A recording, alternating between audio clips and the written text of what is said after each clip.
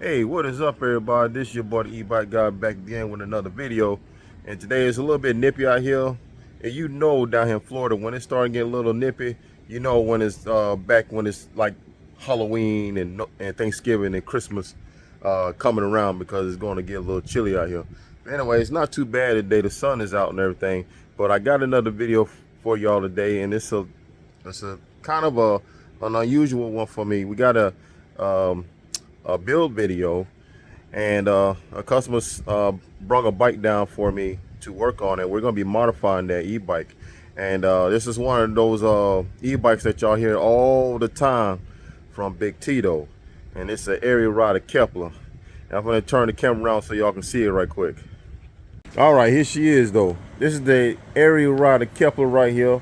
Now this is one of the e-bikes that Big Tito rides, and he had actually modified his e-bike from a that typical 1,000-watt hub motor in the back to a 3,000-watt hub motor, and with a 72-volt battery and an 80 amp controller, while Sabaton, I believe.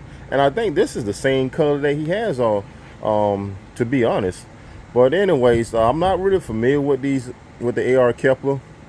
I do know from what I've seen on his videos about the 1,000-watt rear hub motor. It's a 26x4 tires. Actually, I believe he actually rocking those same tires, the V tire company, the Speedsters. I believe he's rocking those also too. And I believe the battery's a 52 volt, if I'm not mistaken. Yeah, it's a 52 volt 20 amp hour battery. What I want to do really is I want to actually can ride this bike, see how it is stock, before I go ahead and modify it, because what we're going to be doing is we're going to be making this e-bike an all-wheel drive version. We're still going to be retaining the 1,000-watt geared hub motor in the back, but we're going to be putting a direct drive up front. So that's going to be more of a speed version when you know, want to go a little faster, and then you got your little your torque monster when you want to take off, like, you know, from a dead stop and everything. So anyways, without further ado, we're going to go ahead and get started and get it all adjusted and everything. Make sure the battery's charged up. I believe the tire's a little low, so we're going to be airing up the tires a little bit, and then we're going to be starting doing some modifying and everything. But anyways, the owner did do some modifications up into the handlebar. It is looking pretty crazy up here with the lights. He got two of these bars here. I'm thinking about getting one for my bike too as well.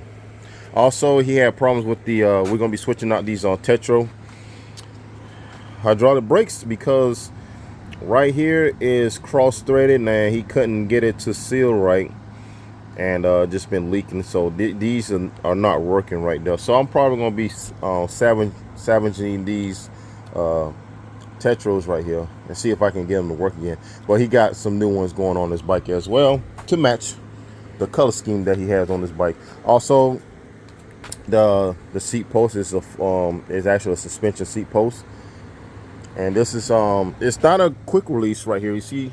So you have to actually adjust the seat post height with an Allen instead of your quick release lever and everything. Well, like I say, it is a buffet. Let me see, y'all see that right there. So that is a buffet, and I believe e-bike builder has two buffet motors like that, two 1,000 watts, one on the rear and one on the front on his e-bike as well. But anyways, so let me go ahead and see what's up with it. I'm gonna ride it right quick and see if and see my thoughts about it, because I'm really anxious of riding one of these bikes, because I hear a lot of good reviews about this bike, especially from Big Tito's channel. And like I say, shout out to him, because he's rocking this Ariel rider Kepler. But now he's probably the fastest one out there, to be honest, with that 3,000-watt build he got there, and his battery from Powerful Lithium, and the 80 amp Sabaton controller. So yeah, let's go ahead and get right to it. All right, guys, so we're going to be testing some air pressure, see what we got in these in the rear.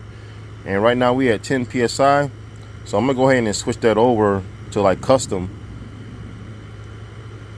and we're gonna just pump it up to about maybe 16 and see if that works right there. Also, I got this is Astro AI smart pump. If you're interested in one of these, this is a good pump, man. You can click on the link. I'm gonna have that in the description. and you can get one, save about 5% on these pumps, man. They're pretty good, man. I recommend them. Another thing too, you know, to have more of an efficiency and everything, you want to have decent tire pressure inside your tires. You know, you don't want to run them too low. That's gonna, you know, you're gonna lose little bit of efficiency and everything. But we're, like I said, we're checking the tire pressure before I go. So I don't want to be running on too low of a tire pressure. And anyways, it was the rear tire was pretty low. Okay. And we're about 12. We're gonna kick that up to about 16. All right, so that should work right there.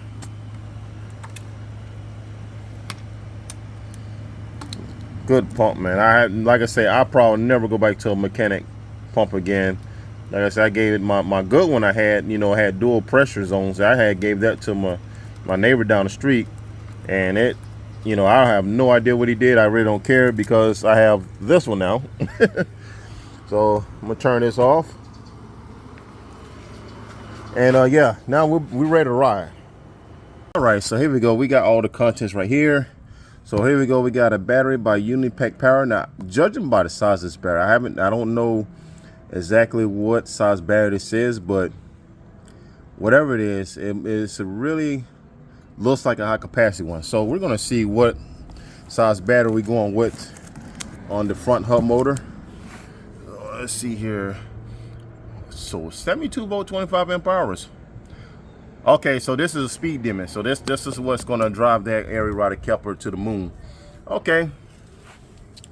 All right. So it's a nice little branding right here. The heat shrink. So it's pretty nice. It's a pretty nice battery. So we're gonna put that to the side right here. It's pretty heavy though, but we're gonna put that to the side. I believe these probably got 21700s in it. No, I mean for 25 amp hour, probably 18650s, you know. So okay, let's put that to the side. See what we got. All right, so let's see what we got in the box. All right. So that's the controller. Let's grab the controller first, right quick. So we have here, is the Sabaton 7245. Now this is the version 1. Okay, now to tell the version 1 from version 2 is that the version 1 has the mounting plates on each side, and then version 2 will have the mounting positions on the back and in the front right there. So this is a tunable controller. It has the Bluetooth dongle. It has all the necessary stuff. You know, like pedal assist. Well, we're not going to be using pedal assist on this one because we're going to be using the pedal assist on the original one. So we're not going to be touching that right there. So that's what we're going to be using right there. So we're going to put it to the side. Also, we did have this battery bag. Now this is what everything is going to be inside. The battery, the controller. The owner wants me to mount this permanently to the rear rack, and everything's going to be inside this battery bag. So we're going to put the controller to the side.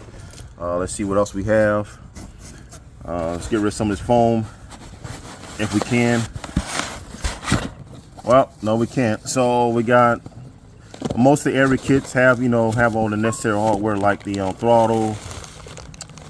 Here's the UKC1 display we're gonna be mounting on the bike, and then there's like pedal assist, the alarm and everything. We're gonna put that over here.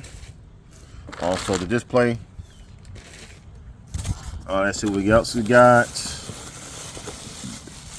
the throttle. I'm gonna call the owner and see if he wants to use a thumb throttle, because now if we put this twist throttle, that he's gonna be twisting forward, and on his original, like the Ariel Kepler throttle, he's gonna be going backwards. So if I put the thumb throttle on, he can twist both of them simultaneously in the right direction. So I'm gonna call him, see what he wants to do with that.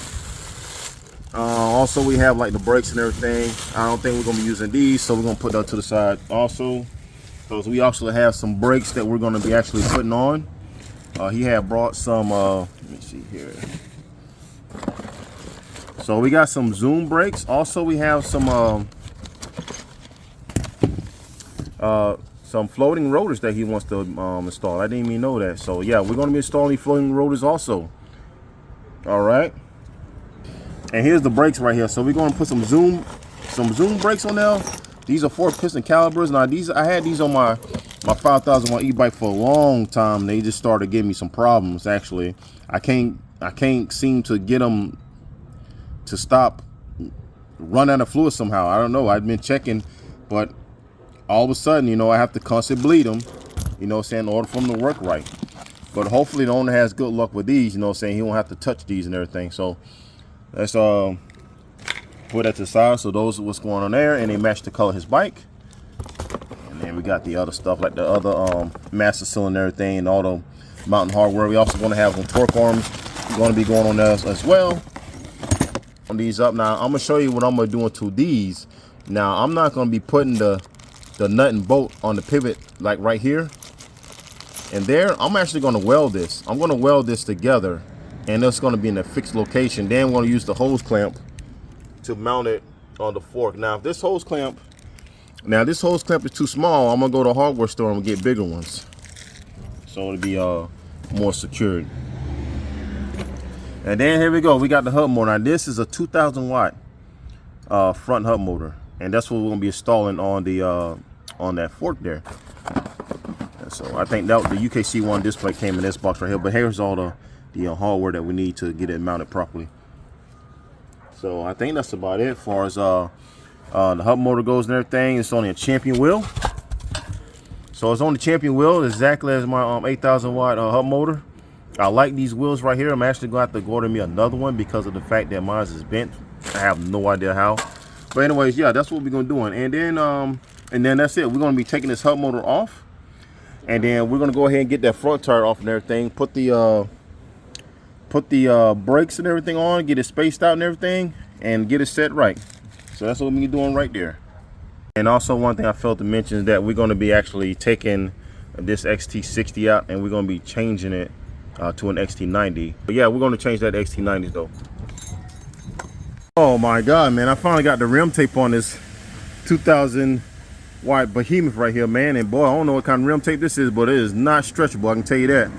And man, this tire is so light, man. I took the tire off. I know it has a rating of 120 TPI, but Jesus, man, this thing is light and flexible.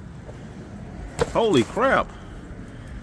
But yeah, okay, we're gonna get this tire on everything and see what we need to do the next process of getting the forks on, getting the forks ready for this to be accepted. And then we're going to see what's up with the freaking rotor here, so we can make sure we have clearance between the rotor and the hub and the fork itself.